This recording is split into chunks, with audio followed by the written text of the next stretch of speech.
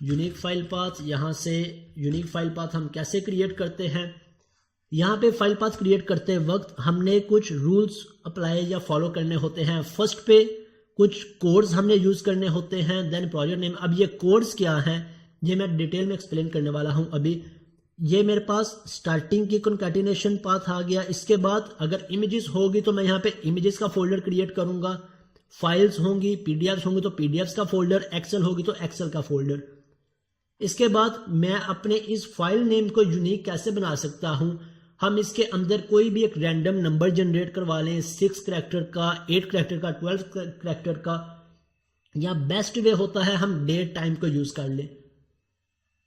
हम हर एप्लीकेशन में date time को ही प्रेफर करते हैं। क्यों?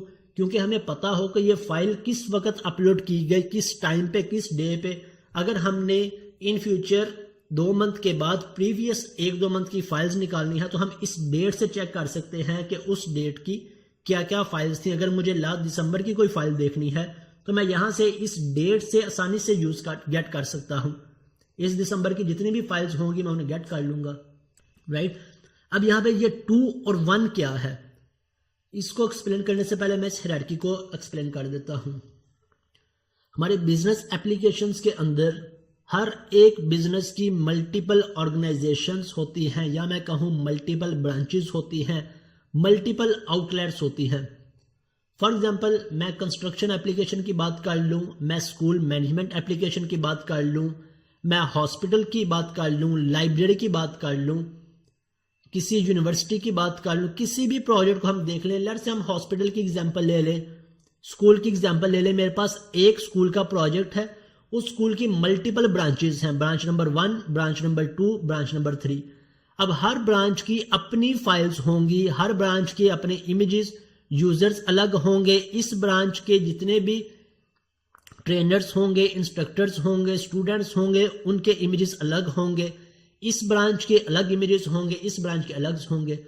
इसी तरह इस ब्रांच की पीडीएफ्स, पे स्लिप्स जितनी हो, एनरोलमेंट स्लिप्स जितनी हो, जितनी भी पीडीएफ्स होंगी वो अलग होंगी, एक्सेल अलग होंगी। इसी तरह सेकंड ब्रांच की भी इमेजेस, पीडीएफ्स, एक्सेल अलग होंगी। थर्ड ब्रांच की भी। अगर हम हॉस्पिटल पे आ जाएं, एक हॉस्पिटल की मल्टीपल ब्रांचेस या मल्टीपल लाइब्रेरीज हैं, हर लाइब्रेरी का अपना अपना बाइनरी डाटा होगा। इसी तरह अगर हम प्रोजेक्ट मैनेजमेंट की एप्लीकेशन पे आ जाएं तो एक प्रोजेक्ट में मल्टीपल ऑर्गेनाइजेशंस होती हैं। ईआरपी की भी एग्जांपल ले लें तो एक ईआरपी में मल्टीपल होटल्स, एक होटल में मल्टीपल आउटलेट्स होती हैं, मल्टीपल रेस्टोरेंट्स हो सकते हैं। सो हमने इन सब का डाटा अलग अलग अपने पास स्टोर किस तरह से करवाना होता है या किस तरह से हम करवाते हैं इन सिनेरियोज की बेस पे। फर्स्ट पे हम यूज करते हैं प्रोजेक्ट कोड। यहां पे मेरे पास इस प्रोजेक्ट का कोई ना कोई कोड होगा जो हम किसी स्कूल को असाइन कर रहे हैं, किसी स्कूल के लिए इंस्टॉल कर रहे हैं, या हॉस्पिटल के लिए इंस्टॉल कर रहे हैं, या किसी ऑर्गेनाइजेशन के लिए इंस्टॉल कर रहे हैं। सबसे पहले ये प्रोजेक्ट कोड, इस प्रोजेक्ट की जितनी भी ऑर्गेनाइजेशंस हैं 1, 2, 3, देन हम यूज करते हैं उस ऑर्गेनाइजेशन का कोड। फर्स्ट पे आ गया project code, organisation code, then उस प्रोजेक्ट का नेम। जो भी नेम हो हम नेम रखना चाहें, ऑप्शनल पैरामीटर है, ना रखना चाहें ना रखें हम। मेरे पास ये हायरार्की आ गई, project code, organisation code, then नीचे फोल्डर। इमेजेस का फोल्डर है, इमेज है तो इमेजेस के फोल्डर में, पीडीएफ है तो पीडीएफ के फोल्डर में, एक्सेल है तो एक्सेल के फोल्डर में। इस तरह से हम फाइल पाथ क्रिएट कर लेते हैं। Project code dash, organisation code dash, image है तो इमेजेस का फोल्डर, फाइल्स है फाइल्स का फोल्डर, एक्सेल है एक्सेल का फोल्डर, और एट द एंड मेरी फाइल का यूनिक सा नेम। ये हमारे पास सारा क्या कहलाता है, फाइल पाथ। अगर मैं इसकी एग्जांपल दूं तो यहां पे हमारे पास 2, 1 मेरा प्रोजेक्ट नेम, इमेजेस, और ये मेरे पास ये फाइल किस वक्त अपलोड हुई है 6/1/2022 को। और यहां पे इसको फर्दर यूनिक करने के लिए और मिनट, सेकंड और मिली सेकंड्स के लिए हम FF को यूज करते हैं। सो मिली सेकंड में कभी भी ये नेम डुप्लीकेट नहीं हो सकेगा। और एट द एंड मेरा इस फाइल का नेम। इसी तरह पीडीएफ है तो पीडीएफ का फोल्डर और .pdf, एक्सेल है तो एक्सेल का फोल्डर।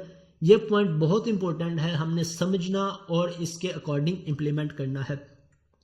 अब यहां से आके हमारे पास क्योंकि प्रोजेक्ट कोड नहीं है, सो मैं यहां पे हार्ड कोड कर लेता हूं, ऑर्गेनाइजेशन कोड नहीं है मैं हार्ड कोड कर लेता हूं। लेकिन हमारे रियल टाइम एप्लीकेशंस में ये सारे कोड हमारे सेशन वेरिएबल से या डेटाबेस में से आ रहे होंगे तो हम यहाँ पे उन्हें ऐड करेंगे। इसके बाद नेक्स्ट मेरे पास इमेज है, अभी मैं इमेज अपलोड करवा रहा हूँ तो इमेजेस का फोल्डर। इसके बाद नेक्स्ट अब मैंने यहाँ पे यूनिक डेट टाइम यूज़ करना है, date time dot now dot to string. To string के अंदर हम फॉर्मेट डिफाइन कर सकते हैं dd-mm-।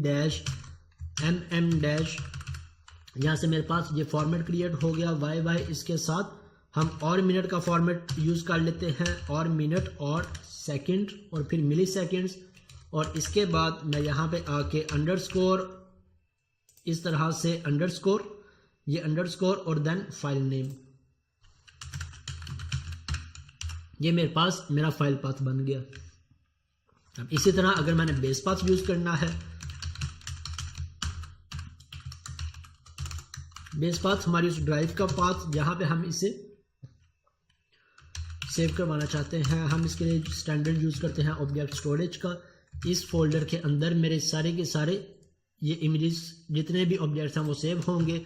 देन हम यहाँ पे फुल पाथ को यूज़ कर लेते हैं, जो मेरा फुल पाथ होगा जिसे हम कंबाइन कर लेते हैं, पाथ डॉट कंबाइन। और पहले मेरा बेस पाथ आ जाएगा और इसके बाद मेरा फाइल पाथ आ जाएगा। सो यहाँ पे फुल पाथ मेरा जो जनरेट होगा, स्टार्टिंग पे मेरे पास मेरा ये बेस पाथ होगा, और बेस पाथ होने के बाद एट द एंड मेरे पास मेरा ये सारे का सारा पाथ आ रहा होगा, जो हमारे पास ये मेरा बेस पाथ और इसके स्टार्ट पे ये सारा, सॉरी ये मेरा फाइल पाथ और इसके स्टार्ट पे बेस पाथ आ रहा है। आई होप सो इसकी आपको समझ लग गई होगी, क्लियर अंडरस्टैंडिंग हो गई होगी कि पाथ को क्रिएट करना क्यों ज़रूरी है, इसको हम इग्नोर नहीं कर सकते। अब यहाँ पे पाथ क्रिएट हो गया। अब हमारे यहाँ पे दो स्टेप्स हैं। एक step save image in folder, second step save image in database. हमने फोल्डर में इस इमेज को सेव करवाना है, इसके बाद जोन सा उसका फाइल पाथ होगा और इस इमेज की डिटेल होगी, इसे हमने डेटाबेस में सेव करवाना है। तो हम फोल्डर में कैसे सेव करवाएं, हम इसके लिए भी एक कॉमन फंक्शन क्रिएट कर लेते हैं, जिसे हम अपना फाइल पाथ और फाइल पास कर दिया करेंगे, जो हमारे इस फाइल को इस पाथ पे सेव करवा दिया करेगी। चाहे हमारी इमेज की फाइल हो, हमारी PDF फाइल हो, एक्सेल फाइल हो, कोई भी डाटा हो, हम उसे फंक्शन को ये दो पैरामीटर्स पास करेंगे कि इस फाइल को इस पाथ पे सेव करवा दो, वो उसे सेव करवा देगी। और जैसे ही मेरा रिकॉर्ड सेव होगा, इसके बाद हम यहाँ पे इसे डेटाबेस में इंसर्ट करवा देंगे। तो ये फंक्शनैलिटी हम इंप्लीमेंट कर लेते हैं। इस फंक्शनैलिटी को इंप्लीमेंट करने के लिए मैं यहाँ पे यूज़ नहीं करता, मैं इसके लिए एक स्टैंडर्ड वे फॉलो कर लेता हूँ। मैं इसके लिए एक मॉडल क्रिएट कर लेता हूँ, मॉडल को मैं नेम दे देता हूँ। मॉडल क्रिएट करने यहाँ पे, या मैं इसके लिए हेल्पर फंक्शंस क्रिएट कर लेता हूँ। हेल्पर फंक्शन जितनी भी हमारी कॉमन फंक्शनैलिटी हो, जो हर एक कोड के अंदर बार बार यूज़ हो रही हो, हम उसे हेल्पर फंक्शंस में ऐड कर लेते हैं। और यहाँ पे आके मैं एक फंक्शन क्रिएट कर लेता हूँ, क्लास क्रिएट कर लेता हूँ ऑब्जेक्ट स्टोरेज हेल्पर के नाम से। अब यहाँ पे ना भी क्रिएट करना चाहें, आप मॉडल्स में भी क्रिएट कर सकते हैं, मॉडल से उसे कॉल कर लें। आप सेम कंट्रोलर में क्रिएट करना चाहें, कॉमन में भी क्रिएट कर सकते हैं। लेकिन जो स्टैंडर्ड वे मैं फॉलो करता हूँ अपनी एप्लीकेशंस में, मैं यहाँ पे भी वही इंप्लीमेंट कर रहा हूँ। अब हेल्पर फंक्शन के अंदर हमारे ऑब्जेक्ट स्टोरेज के फंक्शन आ जाएंगे, हमारे एक्सेल अपलोड डाउनलोड के फंक्शन आ जाएंगे, हमारे QR कोड के फंक्शन आ जाएंगे। रिपोर्टिंग से रिलेटेड फंक्शनैलिटी यहाँ पे हम इंप्लीमेंट कर सकते हैं। अब इसके अंदर मुझे दो फंक्शंस चाहिए, एक सेव का और एक गेट का। सेव जिसे मैं पास करूँ, डाटा मेरा सेव करवा दे, और गेट का जब भी मैं उसमें से डाटा गेट करना चाहूँ, उसे पाथ सेंड करूँ और मुझे इस पाथ में से डाटा या इमेज रिटर्न करवा दे। सो सेव के लिए हम स्टैंडर्ड टर्म यूज़ करते हैं पुट की, और गेट के लिए हम गेट को ही यूज़ कर लेते हैं। और यहाँ पे आके मैं फंक्शन क्रिएट कर लेता हूँ पब्लिक, और इसके बाद यहाँ से बूल और पुट ऑब्जेक्ट मेरे पास। अगर तो ये ऑब्जेक्ट सेव हो जाएगा, मैं रिटर्न करवा दूंगा ट्रू, सेव नहीं होगा रिटर्न करवा दूंगा फॉल्स। अब यहाँ पे मेरे पास क्या मैंने पास करवाना है, एक फाइल पाथ और इसके बाद सेकंड फाइल। अब इस फाइल की डाटा टाइप क्या होगी, हमारे पास ASP.NET फ्रेमवर्क 4.5 to 7 तक हम यूज़ करते थे फॉर्म को। यहाँ पे हम यूज़ करेंगे फॉर्म फाइल की, हमारे पास क्लास है जिसके अंदर हम अपने फॉर्म्स को, अपनी फाइल्स को एक जगह से, एक कंट्रोलर से या एक क्लास से दूसरे क्लास में ट्रांसफर करते हैं। मेरे पास फाइल आ गई और फाइल पाथ आ गया। अब ये फाइल पाथ हमने बेस फाइल पाथ पास नहीं किया, मैंने यहाँ से पास किया है अपना कॉमन। सो इस बेस पाथ को मैं यहाँ से कट करता हूँ और यहाँ पे आके डिफाइन करवा देता हूँ। और ये मेरे पास फाइल पाथ और इस पाथ का मैं रेफरेंस ऐड कर लेता हूँ। कंट्रोल डॉट प्रेस किया, मेरे पास रेफरेंस ऐड हो गया। अब ये बात भी आपने याद रखनी है कि हम कभी भी इस पाथ को हार्डकोड नहीं करते। क्यों हार्डकोड नहीं करते? अगर यूजर ने डाटा सी ड्राइव की बजाय ई ड्राइव में ट्रांसफर करना है या ई डी में या ई में करना है, तो मुझे हर दफा आके अपने इस कोड को चेंज करना पड़ेगा।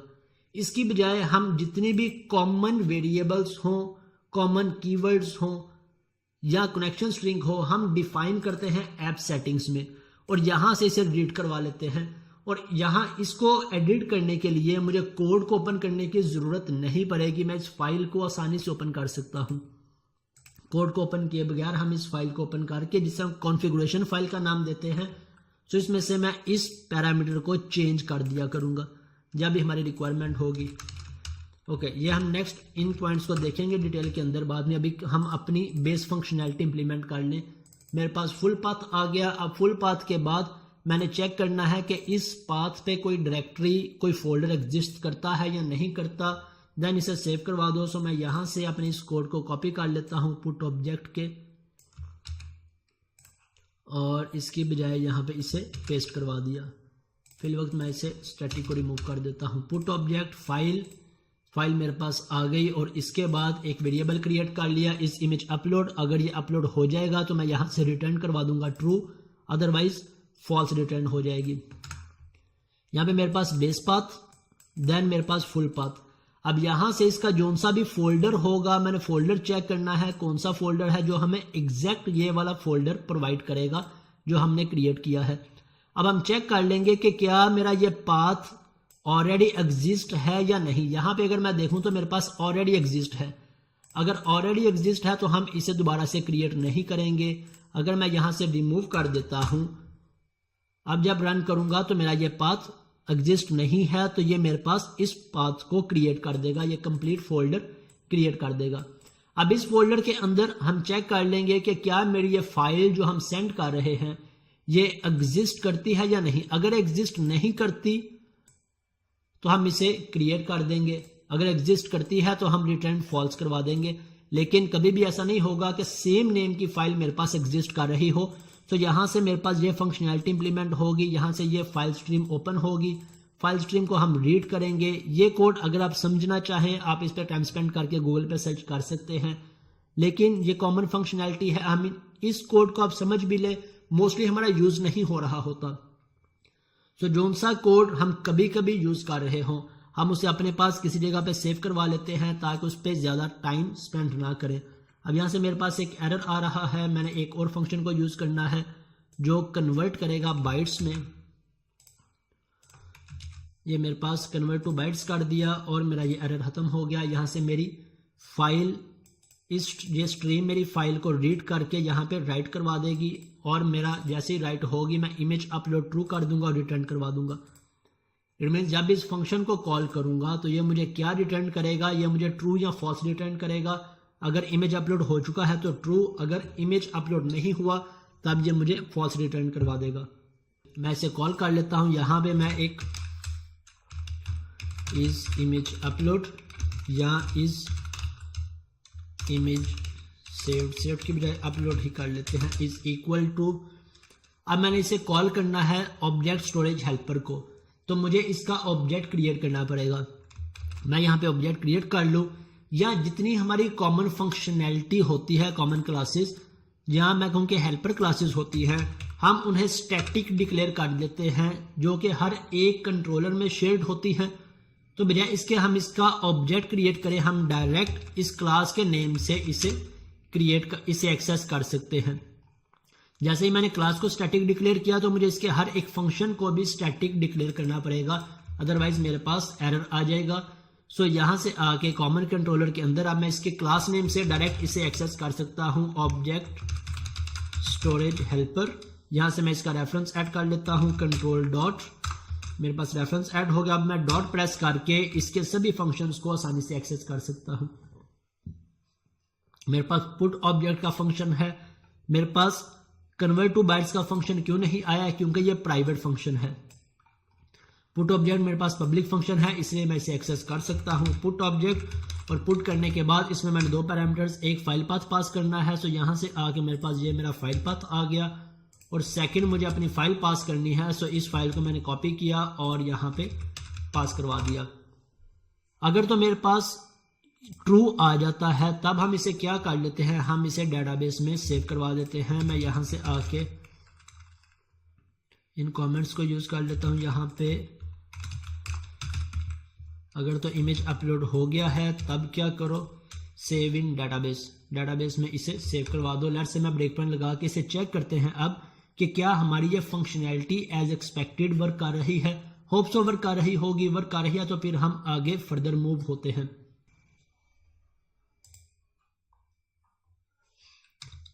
इसे मैं यहाँ से रिमूव कर देता हूँ ब्रेक पॉइंट को। यहाँ से आके मैं फाइल अपलोड करता हूँ। लेट्स से मेरे पास अगर कोई और फाइल है, इस फाइल को मैं अपलोड करता हूँ। अब ओपन पे क्लिक किया, मेरा ब्रेक पॉइंट हिट हो गया F10 और मेरे पास नेम आ गया इसका। देन एक्सटेंशन में मेरे पास .jpg एक्सटेंशन आ गई, वैलिड एक्सटेंशंस, और यहाँ से मेरे पास इस इमेज ट्रू है क्योंकि यहाँ पे ये कंडीशन मेरे पास फॉल्स हो गई कि ये एक्सटेंशन इसमें एग्जिस्ट नहीं करती। सो अगर ये कंडीशन ट्रू होती तो मेरे पास इस इमेज वैलिड फॉल्स हो जाता। तो अब मेरा ट्रू है, इट मींस जेपीजी इसमें एग्जिस्ट करता है। देन फर्दर F10, अब मेरे पास ये पाथ बन गया, मेरा फाइल पाथ। अब हम इस फंक्शन में चले जाते हैं F11 और यहाँ पे मेरे पास मेरा फुल पाथ आ गया, C डैश ऑब्जेक्ट स्टोरेज, और इसके बाद ये सारा मेरा बेस पाथ कॉन्कैटिनेट हो गया और यहाँ पे मेरे पास डेट टाइम यूनिक आ गया और एट द एंड मेरी फाइल का जो भी नेम था वो नेम आ गया। फर्दर करते हैं, F10 प्रेस किया, मेरे पास फोल्डर, अब जोन सा फोल्डर होगा फाइल नेम से पहले तक, ये लास्ट पे मेरे पास फाइल नेम है, इससे पहले तक जोन सा फोल्डर होगा वो मेरे पास इस फोल्डर वेरिएबल में आ गया। नेक्स्ट मेरे पास यहाँ से मैंने डिलीट कर दिया था, अब मेरे पास एग्जिस्ट नहीं करता और इसने मेरे पास क्रिएट कर दिया। अगर मैं यहाँ पे जाता हूँ तो ये मेरे पास फोल्डर क्रिएट हो गया, कहाँ तक, इमेजेस तक के ये फोल्डर्स क्रिएट हो गए। अब फर्दर फाइल एग्जिस्ट नहीं करती। नेक्स्ट मेरे पास स्ट्रीम ओपन हुई, स्ट्रीम ने यहाँ पे ऑब्जेक्ट राइट किया, राइट करने के बाद ये मेरे पास राइट हो गया ऑब्जेक्ट। मैं इसे रिफ्रेश करूं, मेरे पास ये ऑब्जेक्ट राइट हो चुका है और इसके साथ ही इमेज अपलोड ट्रू हो गया। मैं F10 की प्रेस करके नेक्स्ट चला जाता हूं और ये मेरे पास ट्रू हो गया। मेरी फाइल मेरे सर्वर पे सेव हो गई। अब नेक्स्ट हमने क्या करना है, इसे डेटाबेस के अंदर अपलोड करना है। सो डेटाबेस में अपलोड करने के लिए हम इमेज का मॉडल क्रिएट कर लेते हैं, मॉडल कॉल कर लेते हैं इमेजेस,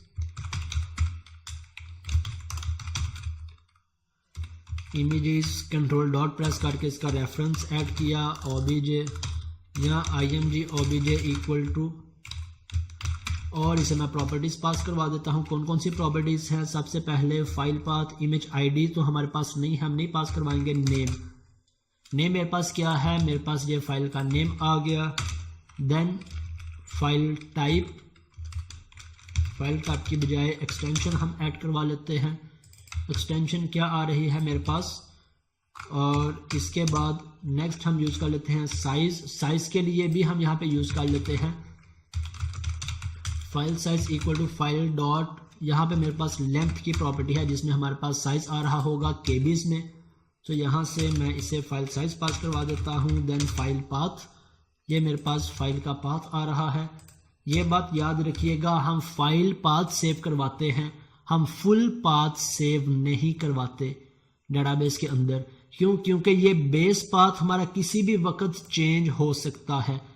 अगर तो मेरा यूजर इस बेस पाथ को चेंज करता है तो हमें अपने डेटाबेस में हर एक इमेज के पाथ को चेंज करना पड़ेगा। लेकिन अगर हम बेस पाथ को चेंज नहीं करवाएंगे तो यूजर जहां से सी ड्राइव को चूज करे, डी को चूज करे, ई को चूज करे, इन फोल्डर्स को चूज करे, तो सिर्फ हमारा बेस पाथ चेंज होगा, ना कि हमारा फाइल का पूरा पाथ। इसलिए हम डेटाबेस में फाइल पाथ सेव करवाते हैं। फाइल पाथ और इसके अलावा और कोई एट्रीब्यूट रह गया हो, फाइल टाइप। अब मेरे पास फाइल टाइप इमेज है, सो मैं यहाँ पे आके इमेज को यूज़ कर लेता हूँ। ओके, मेरा ऑब्जेक्ट आ गया और इसके बाद मैं इसे डेटाबेस में सेव करवा लेता हूँ। कॉन्टेक्स्ट डॉट यहाँ से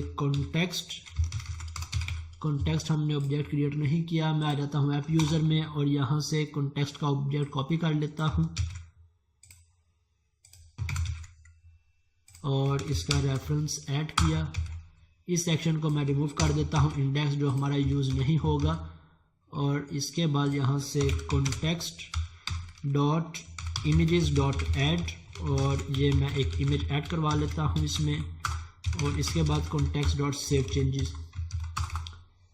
अब डेटाबेस में सेव होगा। सेव करने के बाद हमें यहाँ से रिटर्न क्या चाहिए, ये मेरी एक एजेक्स रिक्वेस्ट सेंड हुई है जिसके अकॉर्डिंग मैंने डाटा सेव करवा दिया। अब यहाँ पे हमारी क्या रिक्वायरमेंट है कि मेरे पास जोन सा भी इमेज सेव होगा, सेव होने के बाद मुझे उसकी आईडी चाहिए, जो आईडी मैं यहाँ पे किसी भी फील्ड में ऐड करवा दूं, ताकि जब यूजर सबमिट पे क्लिक करेगा तो अब मैं इस इमेज की आईडी को यूजर के इस टेबल में पास करवा दूंगा। राइट, तो यहां से मुझे आईडी चाहिए। मैं आईडी कैसे गेट कर सकता हूं? आईडी गेट करने के लिए हम चाहे कॉम्प्लेक्स लॉजिक को यूज कर लें या हम इस कॉन्सेप्ट को समझ लें कि एंट्री फ्रेमवर्क कोई भी ऑब्जेक्ट सेव करने के बाद इसे ऑटोमेटिकली प्राइमरी की असाइन कर देता है। इट मीन्स मैं जैसे यहां पे लिखूंगा int image ID equal to image OBJ dot image ID, तो मेरे पास इसकी इमेज आईडी आ जाएगी। क्यों आ जाएगी? क्योंकि ये ऑब्जेक्ट जब हमने पास किया अपनी एंट्री फ्रेमवर्क की इस स्टेटमेंट्स को, तो इस ऑब्जेक्ट को सेव करने के बाद ऑटोमेटिकली इसकी प्राइमरी की असाइन कर देगा। सो वो हम यहाँ पे गेट कर लेंगे और इसे हम बैकएंड पे रिटर्न कैसे करवा सकते हैं वो भी हम देख लेते हैं। अब यहाँ तक देख लें क्या मेरा इमेज सेव भी हो रहा है या नहीं।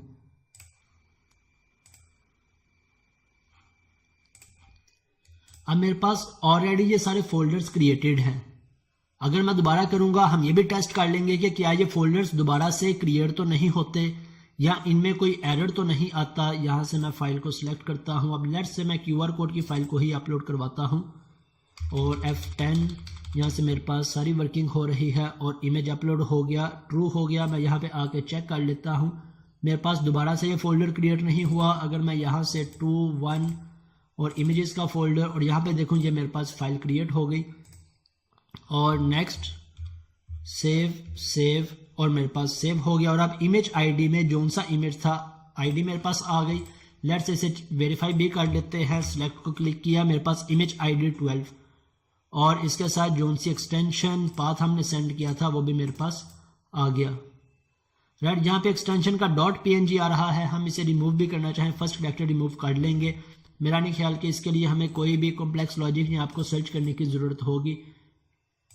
अब फर्दर आ जाते हैं, इसे हमने रिटर्न कैसे करना है। मैं इस इमेज आईडी को रिटर्न करवाना चाहता हूँ। कहाँ पे? ये मेरी एक एजेक्स रिक्वेस्ट है, सो यहाँ से मैं इसे जेसन रिजल्ट में रिस्पॉन्स रिटर्न कर देता हूँ और यहाँ से भी रिटर्न जेसन और जेसन के अंदर मैंने ये इमेज आईडी रिटर्न करनी है। सो यहाँ से आके मैं इस इमेज आईडी को ग्लोबली डिक्लेयर कर लेता हूँ।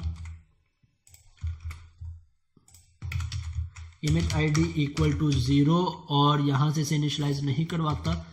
इमेज आईडी मैं एज इट इज़ यहाँ से